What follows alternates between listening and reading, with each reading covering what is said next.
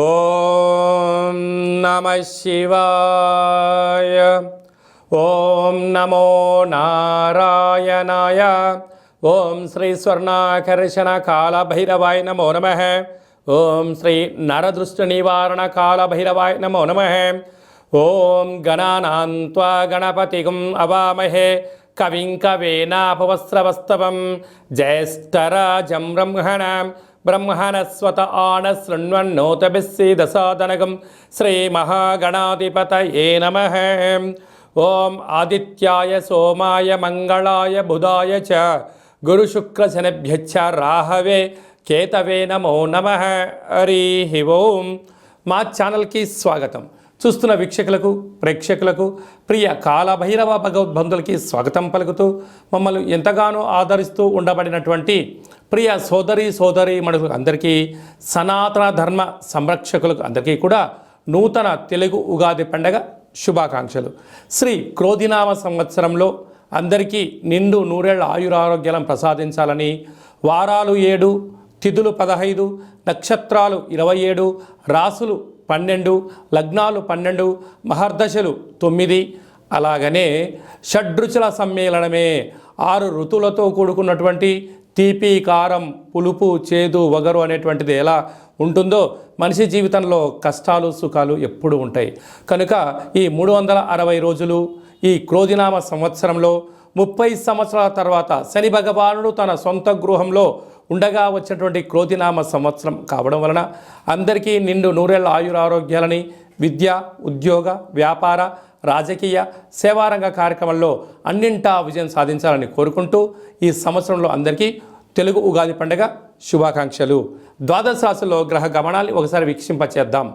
మేషరాశిలో గురు సంచార స్థితి, కన్యరాశిలో కేతు భగవాను సంచార స్థితి, కుంభరాశిలో శనిచర స్వామివారు స్వక్షేత్ర సంచార స్థితి, మీనరాశిలో రాహు సంచార స్థితితో ద్వాదశ రాశిలో గ్రహ గమనాలు ఈ విధంగా ఉన్నాయి.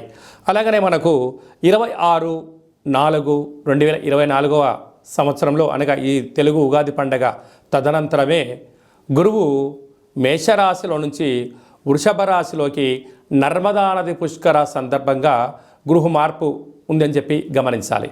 ఈ క్రోధినామ సంవత్సరానికి అధిపతి రాజు అంగారకుడు.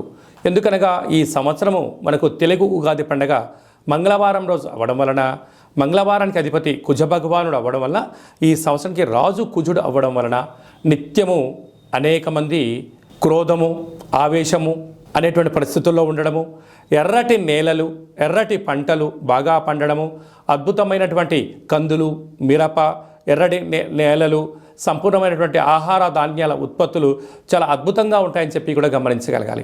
శ్రీ క్రోధినామ సంవత్సరంలో కుంభరాశి వారికి ఎలా ఉండబోతుందో ఈ వీడియోలో సవివరంగా సంపూర్ణంగా తెలుసుకుందాం. కుంభరాశిలో ఏ నక్షత్రాలు వస్తాయనగా ధనిష్ఠా నక్షత్రంలోని 3వ పాదం, 4వ పాదం, శతభిష నక్షత్రంలోని 4 పాదాలు, పూర్వాభాద్ర నక్షత్రంలోని 1, 2, 3 పాదములు కలిపితే కుంభరాశి. కుంభరాశి యొక్క అధిపతి శని భగవానుడు. వీరు ఈ సంవత్సరం ఆదాయ వ్యయాన్ని మనం పరిశీలించినట్లయితే ఆదాయం 14, వ్యయం 14. అంటే ఎంతైతే అవసరాలు ఉన్నాయో అంతే ధనం వీళ్ళు సంపాదించబోతున్నారు. శ్రమకు తగ్గ ఫలితం వీరి సొంతం కాబోతుంది. స్థిరాస్తులు, చరాస్తులు వీరి సొంతం కాబోతున్నాయి. అలాగే రాజ్యపూజ్య మారు, అవమానం 1. రాజకీయాల్లో రాణించాలి అనుకుంటున్న వారందరికీ కూడా చాలా మంచి కాలము అని చెప్పి మీరు గమనించగలగాలి. అలాగే మనం కందాయ ఫలితాన్ని బాగా గమనించినట్లయితే ఒక శతభిష నక్షత్ర జాతకులకు మధ్యసున్న కారణం వలన మనోవేదన, ఆత్మ క్షోభ, ఎవరి చెప్పుకోలేనటువంటి బాధలు వీరికి ఎక్కువ అవుతాయని చెప్పి గమనించాలి. ఈ సంవత్సరము మంత్రివర్యులు శని భగవానుడే అవ్వడం వలన నిత్యము ప్రపంచంలో కరువులు, కాటకాలు, ఇబ్బందులు, ప్రమాదాలు, జలగండాలు, అగ్ని ప్రమాదాలు అనేకంగా పొంచి ఉన్నాయి. కనుక కుంభరాశి యొక్క అధిపతి శనిచర స్వామివారు 30 సంవత్సరాల తర్వాత తన సొంత ఇంట్లో ఉండగా వచ్చినటువంటి ఈ యొక్క సంవత్సరం అవ్వడం వలన నిత్యము ఆధ్యాత్మిక చింతన, ధర్మ మార్గంగా ఉండడం, గోవులకు, పక్షులకు దానం చేయడము, మీ జన్మ నక్షత్రం రోజున అష్టమి, అమావాస్య, పూర్ణిమ తిథి ఎందున దూరావాయు జల ప్రయాణాలు పెట్టుకోకపోవడం, ధర్మంగా ఉండడం వలన వీటన్నిటినీ అధిగమించే ప్రయత్నం అవుతుంది.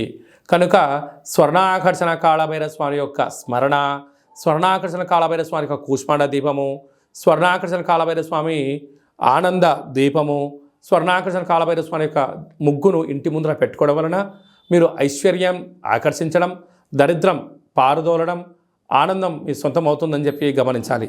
సాఫ్ట్వేర్ ఉద్యోగస్తులు, హార్డ్వేర్ ఉద్యోగస్తులు, సినిమాలు, యూట్యూబ్లు, వాట్సాప్లు, ఫేస్బుక్లు నడిపించే వారందరికీ, సాంస్కృతిక కార్యక్రమాల వారికి, వ్యవసాయ సోదరీమణులకు చాలా మంచి కాలము అని చెప్పి గమనించాలి.